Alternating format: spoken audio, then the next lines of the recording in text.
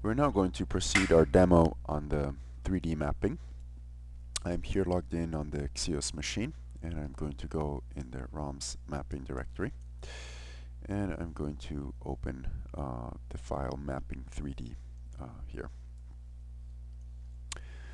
So we're now going to work on the second tutorial, which is how to load climatologies, for example from the World Ocean Atlas or from SODA, which is a simple ocean data simulation product, using the RNC toolbox. In other words, we have to load some data that eventually we want to map, for example, onto the ROMs grid. So let's go through tutorial 1, which we already did on the sigma coordinates, and let's start working on tutorial 2. It turns out that the first thing that you want to do in general is to load a grid that you want to work with. So we're going to go on MATLAB window here, go into the ROMs mapping directory, and we're going to run MATLAB, and we are going to load the grid. The next thing that we're going to do is to change the font here, because this is way too big for this. Okay. We're going to use a function called RNC underscore WOA underscore clima, which is a function that loads essentially the 12 months climatology from the World Ocean Atlas, and you can find this by searching on the web. It's just a standard data set, and as input arguments it wants the GRD, which is the grid that you want to load. So for example, we can load this data by just selecting this thing. We press F12, and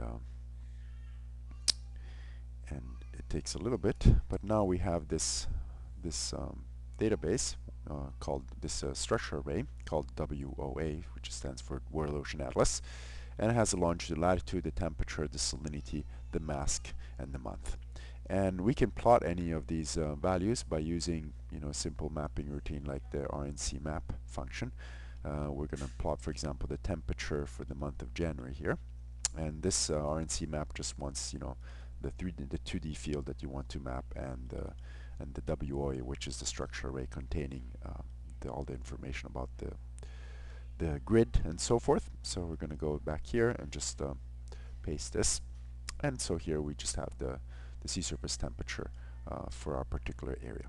Now, of course, we could, in principle, get any grid that we want. So, for example, if we want to look at the grid, say from the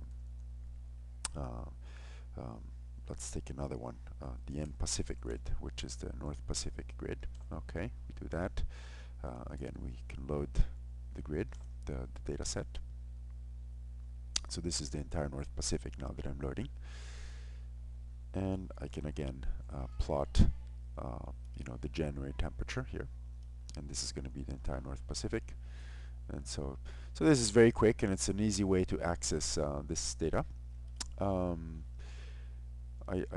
I just want to continue working with the NEPD grid, so I'm just going to go back here.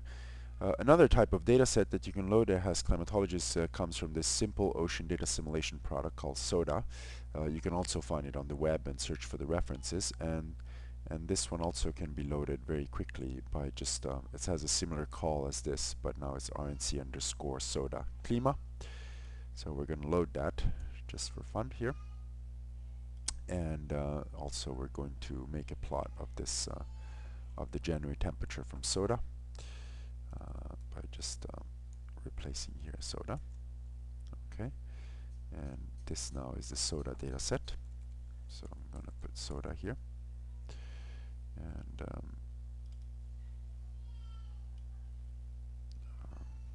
MATLAB.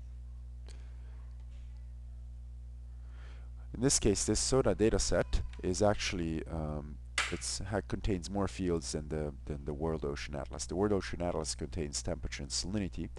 The SODA data set is actually a reanalysis done by using an ocean model with some data simulation, assimilating observations of temperature, salinity, velocity, and so forth.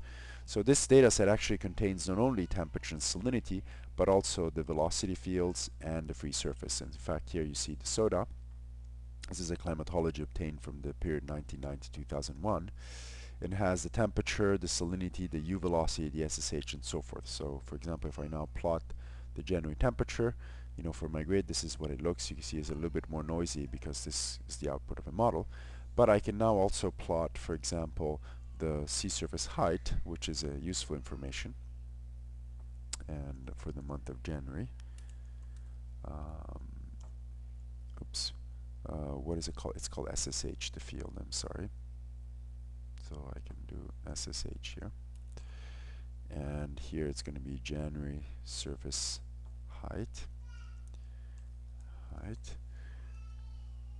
And so now you can see that this is kind of very nice. It has, in the Gulf of Alaska, this polar gyre and the subtropical gyre, the California current, and so forth. So this is kind of a handy additional data set that you can use sometimes to provide, for example, initial and boundary condition for your model runs. Okay, so let me close all these figures and let's go back here.